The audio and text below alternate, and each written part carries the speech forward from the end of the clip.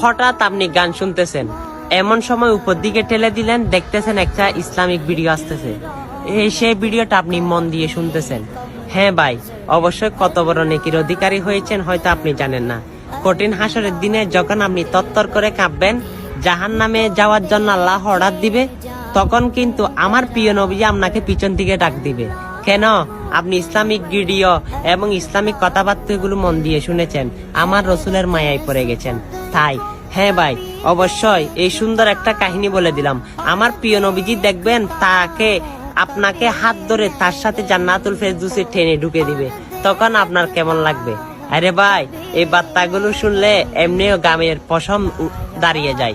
আরে ভাই, ভিডিওটা শেয়ার করে অনেক মানুষের কাছে শেয়ার করে দিন, তারা ইসলামের প্রতি অগ্রসর হোক এবং ইসলামিক ভিডিও বেশি বেশি দেখুক। আর আপনার থেকে এই ভিডিওটা যদি ভালো লেগে থাকে, সকল মুসলমানের কাছে বেশি বেশি পৌঁছে দিবে। আমিন।